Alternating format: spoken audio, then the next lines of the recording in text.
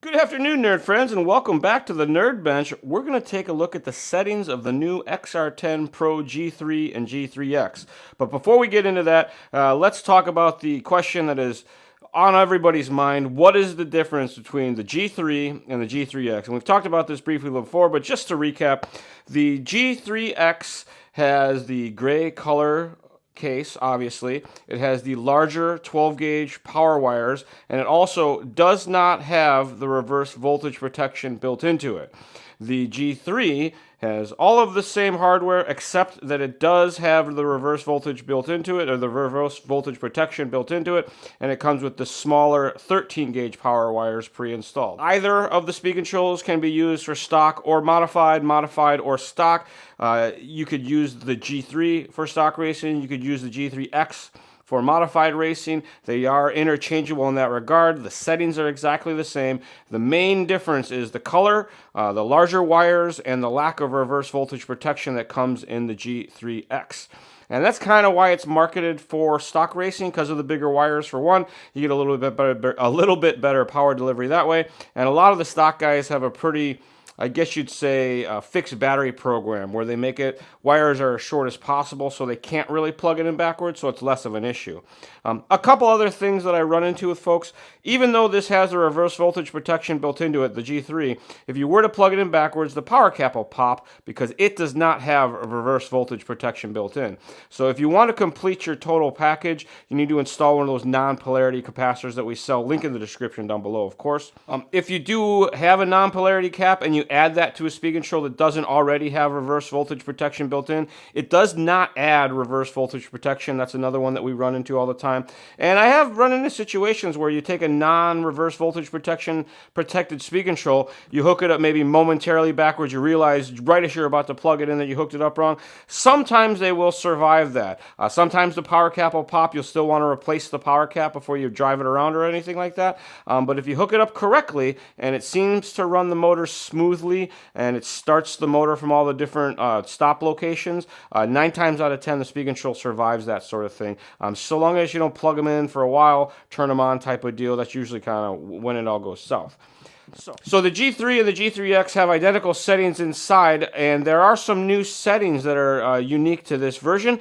So we're going to hook that up to a programmer and have a look, talk about what all the different settings are. Like most Xerun speed controls, this guy works with the LCD Program Box Pro, the G3 edition, as well as the OTA module. And if you didn't know, your LCD Program Box Pro has the Bluetooth module built into it, so you can use that with the app as well.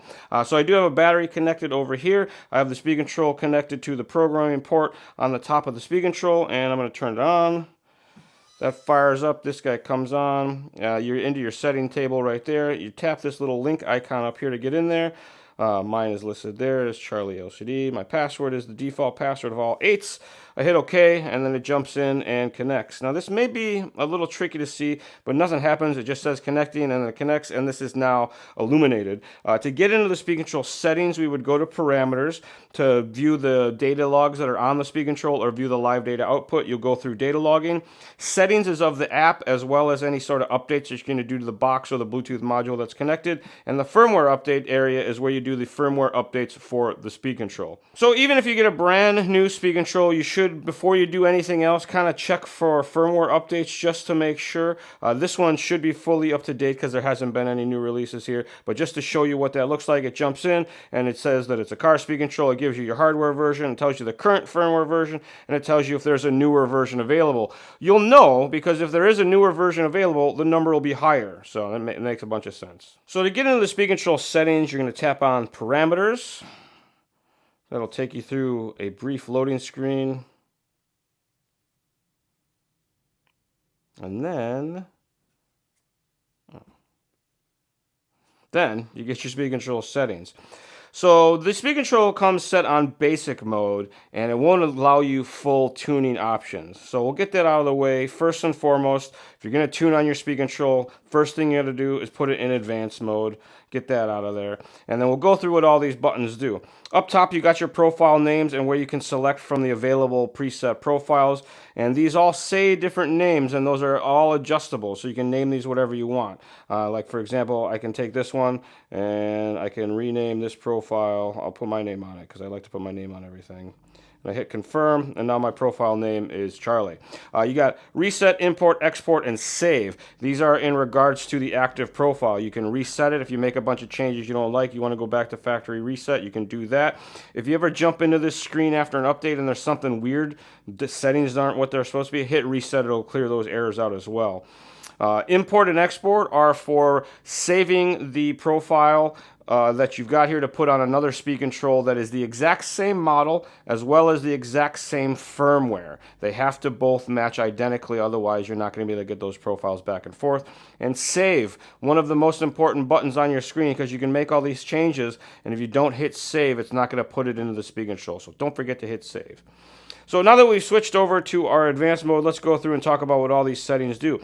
Up first is running mode. That's where you turn your reverse on. A lot of racing doesn't allow reverse, so it defaults with the reverse turned off. If you want to have reverse, you got to change your running mode to forward, brake, and reverse, and I like that, so I'm going to do that as well. Max reverse force is how strong your reverse is. If you are using reverse, sometimes it's not very easy to use it because you're not used to pushing the trigger the wrong way or pushing the throttle the wrong way, so that limits the power. Voltage cutoff, ESC thermal protection, and motor thermal protection. These are all safeties, the next three. And I've noticed that a lot of racers just turn this stuff off. They would rather have risk of damage than they would lose a race because they either forgot to charge a battery or whatever the case may be. On this voltage cutoff setting, when you get in here, this is a total pack voltage setting. So if you want it to cut off at 3 volts per cell and you have a 2 cell, you're going to set it to 6 volts. Anything you go below that is basically kind of non-cutoff for the most part. And it's confusing because it says auto is 3.5, so you would think it should scroll through there. But auto is basically kind of a 7 volt setting, which is very high. So for a lot of racers with these new speed controls that are defaulted to HV LiPo cutoffs, a lot of us aren't using HV charging, it can cut off a little bit early. So the voltage cutoff or your cutoff voltage is your LiPo protection. You can adjust that. You got 2 different thermal protections for the speed control and the motor, a high, a low, and a disabled. I leave my thermal protections on just in case. Next, after those 3, we have our BEC voltage, which is the strength, the amount of voltage it sends to your receiver for your servo. If you have HV servos, you can adjust that. Just got to make sure that all your servos in your setups are going to be HV, and even that you need that. Some folks, the servos are so fast, they run their HV servos on 6 volts to slow them down or tame them down a little bit. There's nothing wrong with that. It doesn't hurt the servo by any stretch of the imagination. Next up is Smart Fan. The speed control only runs the fan when it needs it, or when you first power it up, it'll burp on for a second, then turn off. That's totally normal. If you want it to run all the time, you can disable your Smart Fan so the fan runs whenever the speed control is turned on. Remote off, this is when you hold the brakes for 5 seconds, it'll turn off the speed control. Real helpful for some racers that have a hard time getting to the switches, or they've got a pit man, and they can just hold the brakes, turn the car off. I didn't think this was ever used until I went to Chili Bowl, and I saw a lot of guys using it because it's kind of hard to get down on the switches, or tell your pit guy where your switch is. Sensor mode, so this one is, if you want to run motors that are sensorless, you do the sensorless hybrid mode. Or if you have motors where the sensors aren't in real good condition, maybe an aftermarket motor, a gray market motor that you're not super familiar with, you don't know if it's a good sensor board, hybrid mode allows the speed control to automatically switch over to sensorless in case you need it. Up next is motor rotation. This changes the forward direction. So when you give it throttle, normally the motor is going to, if you're looking at the shaft, turn counterclockwise. Most vehicles are set up to operate that way. Some of them are not. So if you have a vehicle that has a backwards transmission or a reverse drivetrain, this is where you would switch that. You don't want to use the throttle setting on your radio, like switch it to reverse, because then you're using the reverse as the forward, and you don't get brakes, and it's all kinds of weird. So it's something to keep in mind if you got drift cars, rock crawlers, even some of the more modern shaft drive race cars, sometimes they have opposite rotation transmission, so it's something to keep an eye on. Phase AC swap. Never ever enable this unless you're into making your motor wires go different directions. So you got your A, your B, and your C wire, and most of the time when those put onto the motor, they lay in, like, you know, a nice arc. But every once in a while, you'll get your motor in there where it's maybe going the other direction and your wires are going to crisscross. And some folks don't like this. So this AC swap allows it to redesignate the A as the C and the C as the A. And if you don't understand all of that, don't mess with it. Just hook everything up correctly and use it like you're supposed to. Because if it's wrong, it doesn't just cog, but you can damage the speed control pretty badly as well. So now we're through the general settings. We'll get up to our throttle control settings. These are where most of us are going to spend our time doing throttle tuning, obviously. Throttle rate is one that's used often by a lot of people. I always kind of run it all the way up. All the way up is going to be most linear or one-to-one response. Whatever kind of throttle input you're going to do, the speed control is going to try to do that as well. And as you lower that throttle rate, the speed control is going to do whatever you say, but slower. The lower you go, the slower it's going to go. So when do you use that? If you find that you have a hard time picking up the throttle slow enough, if you're having a real hard time with timing stuff, you can use throttle rate control to adjust the response of the speed control. It generally, all the way up, like I said, is one-to-one, same thing that you're doing, and then lower than that is going to slow it down bit by bit. Next after that, we have throttle curvature, and this is like an expo curve, but a little more simple and more direct right on the speed control as well, that allows you to put positive or negative throttle curve into your throttle response. So if the throttle is real aggressive and it feels like you're always kind of holding back on the throttle, you would run some negative throttle curvature.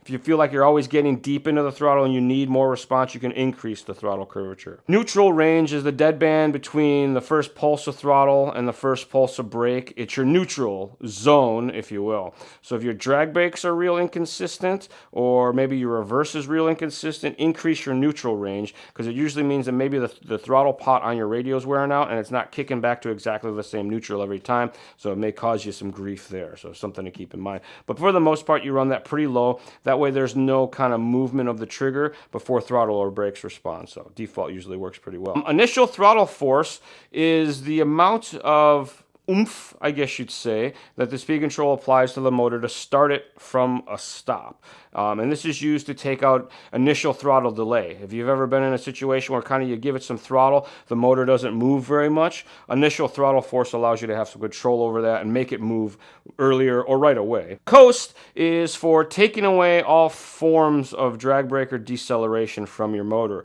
The more you run, the higher you run this coast, the more it's going to run on as you let off the throttle, and the easier it's going to be for the speed control to stay spooled up.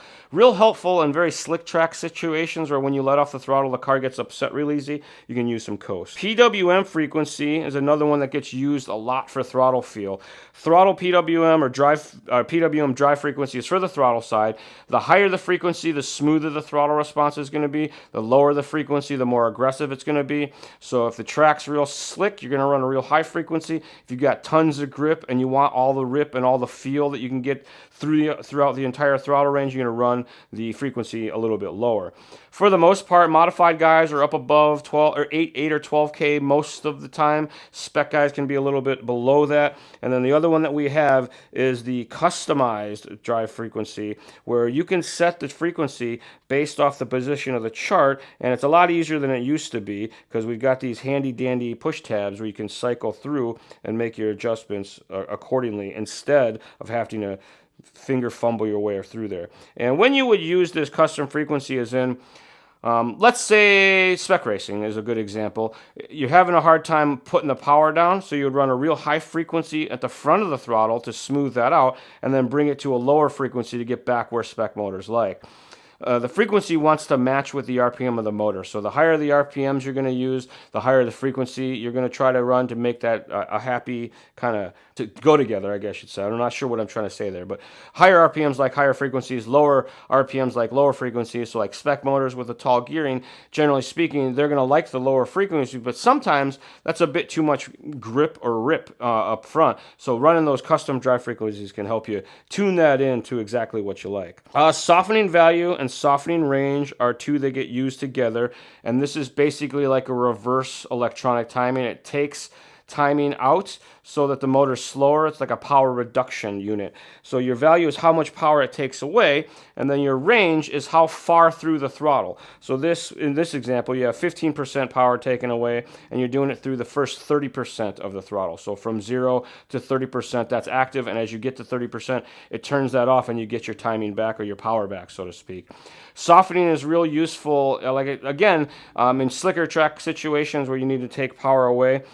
Something else to keep in mind is softening is not allowed in blinky class racing anymore for the last several years, but that's still news to some people. So if you got one of these new speed controls that has softening, you have to turn the softening off for blinky class racing, in case you didn't know. Next up is, well, another one of the new ones. Freewheeling ties together with RPM decrease rate. And when you use freewheeling, you're not going to usually want to use any drag brake, just to keep that in mind right off the bat. And what freewheeling is, it's a new style of motor deceleration control. Normally, you'd be running along at full throttle, you let off the throttle, and the weight of the drivetrain and the motor would go to whatever RPM they need to. Freewheeling tries to match the throttle position and the RPM together so that you get a more connected feel as you let off the throttle. It controls that deceleration RPM, and in that same regard, when you go to pick up the throttle, because those two RPMs are in sync, you get a little bit smoother and more efficient throttle pickup. Generally speaking, running freewheeling lowers temperatures across the board. It makes it feel a lot better, that magical feel that the drivers are always talking about. Most of these guys that are real feel sensitive like the freewheeling enabled. And then you can't just turn it on, you got to know what you're doing with it. This RPM decrease rate allows you to tune how sensitive the speed control tries to keep the motor at that trigger position. So you're doing 50% trigger, it's going to try to keep it at 50% RPM all the time and really lock that in. As you increase and decrease throttle, it's going to try to match that. And again, this is mainly with deceleration, but it has a big effect on acceleration as well because those two are already synced together. And the higher you run your RPM decrease rate, the more it's going to try to keep those guys tied together and give it that real kind of electric car feel, or when you let off the throttle, the car slows down right away. So a lot of guys run this pretty low to start out with, and they slowly work their way up. If you run really low drag brake settings, let's say under 10% drag brake, you're going to want to try freewheeling and start that around 3 or 4 because you're probably going to like that a lot better than drag brake. It lets the car decelerate as you let off the throttle versus not decelerating until you get to neutral. So it can be pretty beneficial for more technical driving and just general feel and all overall. So far, everybody's been loving freewheeling, so try it out. You'll like it too. Then we get down to our brake control. And first up, what I don't like is freewheeling is enabled and so is drag brake. That's not good as a default setting. So if I'm going to run freewheeling, the first thing I'm going to do is turn off my drag brake. For some situations and some applications, they do work okay together. But if you get any weird kind of like, I don't want to say clunks and chunks on the decel, just turn off your drag brake when you're using freewheeling because that'll take care of that. But let's talk about these drag brake settings. You'd only use these if you're not using freewheeling most of the time. Drag brake percentage is how much drag brake, and drag brake is brakes get applied when the trigger returns to neutral, so it's like an automatic. When you get to neutral, it applies some brakes. So you got your percentages there, how much that's going to apply. You got your drag brake rate. That's how quickly it's going to apply it. If you think of this like when you're driving in your real car and you go to push on the brakes, that's your drag brake. It's how quick you'd push on the brake pedal or how rapidly it applies that. Or something that's been around in the last couple of speed controls is drag brake frequency. Previously, the drag brake worked off the brake frequency. Now it's got its own frequency settings, so you can really fine-tune your drag brake feel down low. Max brake force is your push brake. When you get into your push brake side of things, this is often way too much brake or not enough. So this is very tunable now so that you can use your radio at 100%, get your most kind of mechanical or digital throw out of there, and then adjust this as your max point all the time. So you don't have to turn your brakes way down in your radio, do goofy stuff like that. Brake control, or I'm sorry, we skipped one. Brake rate control is a lot like throttle rate.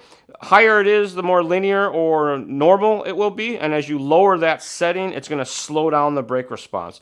So if you feel like you can't apply the brakes slow enough, you start to lower that brake rate control. I usually run mine all the way up just because I use overall brake power more than anything else. And I just kind of run in a corner and mash brake, but that's not good for everybody.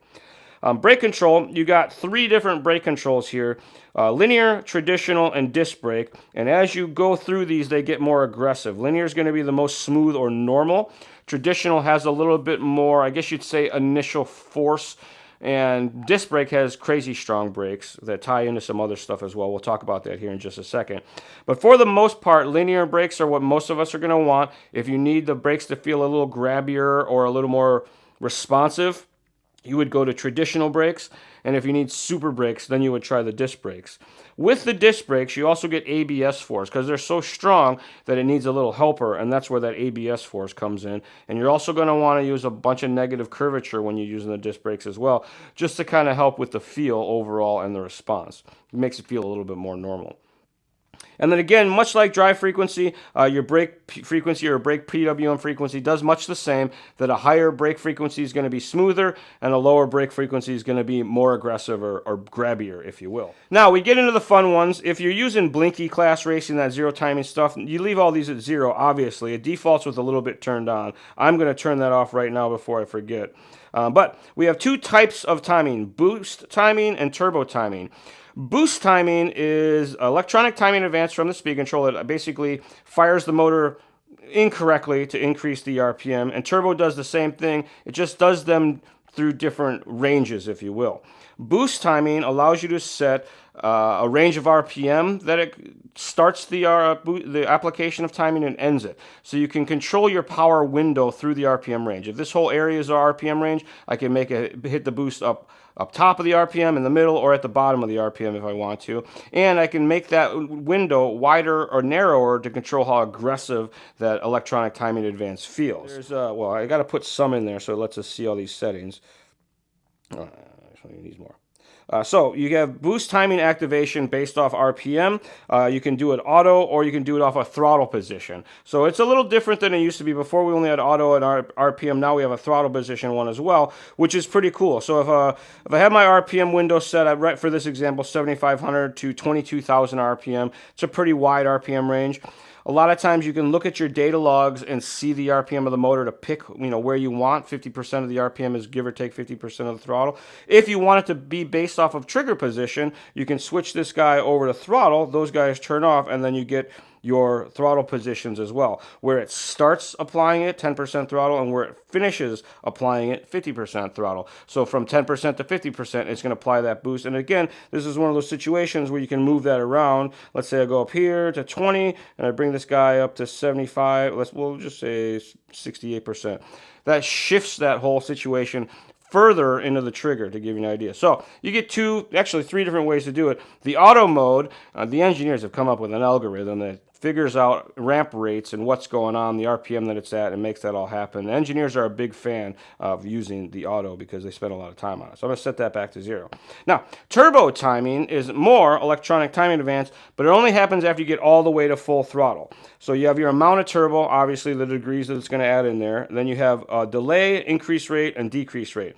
Turbo delay is how long after you get to full throttle before it starts to kick that in, and it does that intense. Oh, I gotta put some in so you can see it. I'll put a bunch in. So you have your delay after full throttle, from starting at a half of a tenth to instant. So as soon as you get to full throttle, apply it, or I'll wait a little bit, whatever you like. And then the increase rate and the decrease rate is how it applies and takes away the timing. So the increase rate, basically, the higher this is, the faster it's going to apply the timing. The same on the decrease rate. The higher it is, the slower it's going to take away the timing. And the decrease rate, you're generally going to want to run slower than your increase rate, so that if you're in the throttle and you're in the turbo and you let off, it doesn't take all the timing out right away, because it'll act like a drag brake. Because as it takes that away, it'll make it decel real hard. So that's the simple way to look at turbo. And if all of this stuff doesn't make a lot of sense, know one thing, that the more turbo and boost that you use, they all add together, and that also adds on top of your end bell timing. So if your end bell's got 30 degrees already, and you put in 10 boost and 10 turbo, that's 50 degrees of total timing. That's a lot. The motor can only take like 60 degrees before all the bad misfiring starts to happen. And I say that, and a lot of people are going to go, well, that means I can run up to 60. Not always. Gearing, the motor that you're using, all that fun stuff. So start out with your turbo and your boost very, very low and small, and kind of work your way up as that all makes sense. One more set of information here. The configuration. People ask me all the time, do I have to change it? If you look at your data logging a lot, you want to make this correct, because it'll help RPMs and speeds and all that fun stuff, especially the poles of the motor. Gear ratio is your final drive gear ratio. Spur gear divided by pinion gear multiplied by whatever transmission reductions you have gives you your final drive. That's the number that's going to go in here. And then your tire diameter is only so that the data logging and the live data out can give you your RPM stuff. And then And right here is our data logs that the speed control saves each and every run, your mins, or what I call mins and maxes, basically. Max speed control temperature, max motor temperature, only if you have a HOBBYWING motor, because they're the only ones that have the temperature sensor inside. Minimum battery voltage, the max motor RPM, and the max current draw as well, just to give you some points of references, some of the good stuff that you want to keep track of. And like I said, after you make all those settings, don't forget to hit save. Otherwise, you wasted your time. And then you can back out of here. You can disconnect. And then the speed control is back in action and ready to go. Well, that is a run-through of the XR10 Pro G3 or the G3X. Like we mentioned in the beginning, the settings between them are all the same. Some of the hot topics is the blinky mode. For the last couple years now, softening is not allowed. So if you turn your turbo and your boost off, you're still not blinking. You have to set both of those softening settings to 0 as well. And in case you missed it, the difference in the G3X to the normal G3 is the size of the wires, the reverse voltage protection, and the color of the case. The G3X does not have the reverse voltage protection built into it, and it does have the larger 12 gauge wire over the 13 gauge wire, and it's gray versus the black. Obviously, either of the speed controls work fine for stock spec class racing or modified class racing. One's not going to be bad or cause any problems. They just got marketed different ways because of the size of the wire and all that fun stuff. In case you didn't know, we do a podcast. It's called RC Stuff, powered by HOBBYWING. We give away free HOBBYWING stuff each and every episode. All you have to do to find out how to enter to win is listen to an episode. Just look up RC Stuff, powered by HOBBYWING on your favorite podcast service. If you do have any questions, comments, or concerns, please shoot us an email, northamerica@hobbywing.com. And as always, folks, thanks for watching a new episode of The Charlie Show right here on the HOBBYWING official YouTube channel, new every Tuesday. We will see you all next time.